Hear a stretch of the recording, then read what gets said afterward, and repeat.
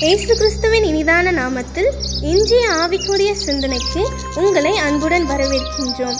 இப்போதும் ஒரு பாடலுக்கு பின்பு உங்கள் சிந்தையை தெளிவிக்கும் ஆவிக்குரிய செய்தியை கேட்கலாம்.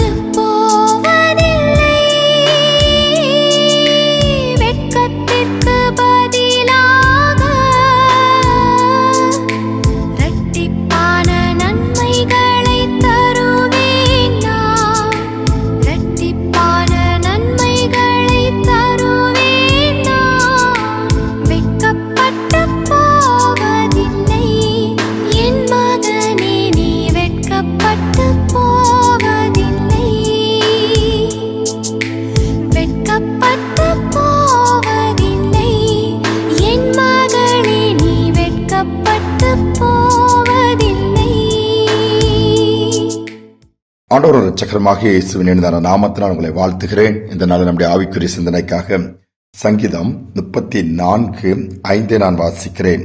அவர்கள் அவரை நோக்கி பார்த்து பிரகாசமடைந்தார்கள், அவர்கள் முகங்கள் வெட்கப்படவில்லை. ஆண்டவரை நோக்கி பார்த்த முகங்கள் வெட்கப்படுவதில்லை, வெட்கப்படவும் விடமாட்டார்.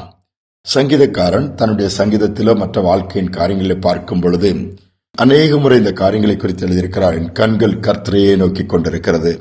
இன்னும் சொல்லப்போனால் வேலைக்காரன் கண்கள் தன் எஜமானின் கரத்தை நோக்கி பார்க்குமாம், வேலைக்காரிகளின் கண்கள் தன் எஜமாட்டின் கரங்களை பார்க்குமாம். அவர்கள் கரங்களின் மூலமா தனக்கு ஒத்தாசை வரும், உதவிகள் வரும், அதன் மூலமாக பிரதிபலன் வரும் என்று சொல்லி.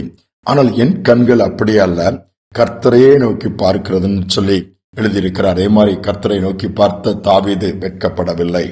முகங்கள் பிரகாசிக்கும்படியாக கர்த்தர் முகத்தை பிரகாசிக்கும்படியாக செய்தார், மேன்மையாக வைத்தார், உயர்த்தினார், எல்லா விதத்திலும் வாழ்ந்திருக்க செய்தார். யோசித்து பாருங்கள், ஒரு ஆடு மேய்க்கிற ஒரு இளைஞன் கர்த்தரை நோக்கி பார்க்கும் பொழுது எட்டாதமான உயரமான நினைத்து கூட பார்க்க முடியாத அளவு சாதிக்க முடிய ஆண்டவர் வைத்தார். எந்தவித தகுதியும் இல்லை. ஆனால் கர்த்தரை நோக்கி பார்த்தபடினாலே ஆளுகை அரசனாய் மாறக்கூடிய அந்த ஒரு உயர்வை கொடுத்து தகுதிப்படுத்தி ஆசீர்வதித்தார். நம்முடைய வாழ்க்கையில நாம் ஆண்டவரை நோக்கி பார்க்கிறோமா? இல்ல கடைசியாக தான் எல்லாரையும் பார்த்து விட்டு ஆண்டவரை நோக்கி பார்ப்போம். எல்லா முயற்சிகளும் எடுத்து யாராவது உதவி செய்ய மாட்டாங்களா, எனக்காக பரிந்து பேச மாட்டாங்களா, ரெக்கமெண்டேஷன் பண்ண மாட்டாங்களா, ஹெல்ப் கிடைக்குமா, இவங்களை பிடிச்சிட்டா நல்லது, நாளைக்கு பின்னாடி உதவியா இருக்கும். இல்லவே இல்லை. அதையெல்லாம் தாண்டி கர்த்தரை நோக்கி பார்க்க முதலால் கற்றுக்கொள்ள வேண்டும். நம்முடைய முகம் இயேசுவை நோக்கி பார்க்கும் என்று சொன்னால் நாம் அவரையே நோக்கி பார்ப்போம்னா நம்முடைய முகத்தில் ஒரு பிரகாசத்தை கர்த்தர் வைப்பார், வெட்கப்பட விட மாட்டார், உயர்த்துவார். ஒரு ஞாயிற்றுக்கிழமை ஆலயங்களில் ஆராதனை நடந்து கொண்டிருக்கிறது. அதே நேரத்தில் வெளியே பனிப்புயல் பயங்கரமாக வீசுகிறது. இளைஞன் 15 வயது அந்த ஆலயத்திற்குள் போய் அடைக்கலம் தேடி உள்ளே புகுந்து விடுகிறான். பனிப்புயலுக்கு பயந்துதான் அவன் உள்ளே போகிறான். அங்கு போய் ஆராதனை நடந்து கொண்டு உட்கார்ந்து இருக்கிற இவனை பார்த்து கொண்டே இருக்கிறான். செய்தி நேரம் வரும்பொழுது இந்த பிரசங்கியார் எழுந்து பிரசங்கிக்க ஆரம்பிக்கிறார். இந்த பிரசங்கியார் பிரசங்கத்தின் மைய கருத்து, இயேசுவையே நீங்கள் நோக்கி பார்க்க வேண்டும், எல்லா சூழ்நிலையும் அவரையே நோக்கி பார்க்க வேண்டும்.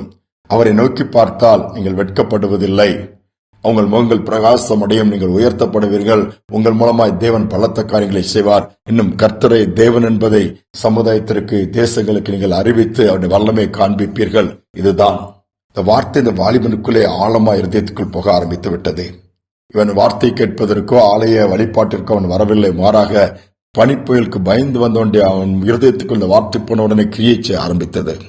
கிரியை செய்ய ஆரம்பித்தவுடன் தன்னுடைய வாழ்க்கையை இயேசுவுக்கு ஒப்புக் கொடுத்து அவரை நோக்கி பார்க்க ஆரம்பித்தான். 15 வயதுதான். நாட்கள் சென்றது.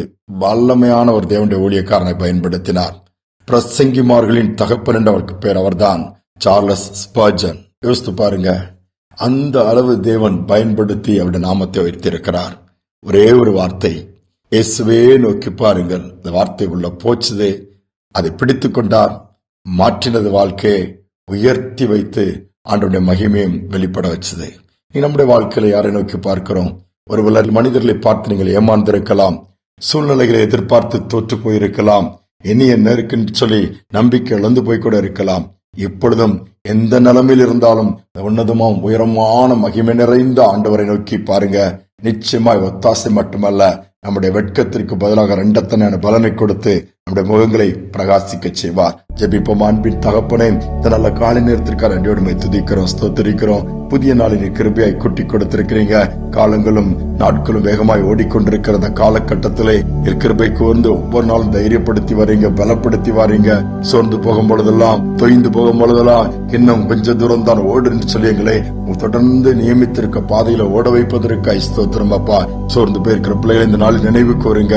நம்பிக்கை அந்த பிள்ளைகளுக்கு ஒரு நம்பிக்கை உண்டாகட்டும். நான் வெட்கப்பட்டு விடுவேனோன்னு பயந்து கொண்டிருக்கிற பிள்ளைட பயத்தை நீக்கி போட்டு உடைய முகத்தின் பிரகாசத்தை, முகத்தின் வெளிச்சத்தை ஒவ்வொரு பிள்ளைய வாழ்க்கையிலும் நீர் பிரகாசிக்க பண்ணும்படியா நாங்கள் ஜெபிக்கிறோம். செய்வதற்காய் ஸ்தோத்திரம். எல்லா சூழ்நிலையும் சாதகமாய் மாற்றிக் கொடுங்க. நன்மைகள் தொடரட்டும், அற்புதங்கள் நடக்கட்டும், உடைய நாமம் மகிமைப்படட்டும். துதிகனமே ஏற்றுக்கொள்ளும் இயேசுவின் நாமத்தில் பிதாவே, ஆமேன், ஆமேன். காலையில் எழுந்தவுடனே கர்த்தரை நோக்கி பார்ப்போம். உடைய கண்கள் அவரே நோக்கி பார்க்கட்டும்.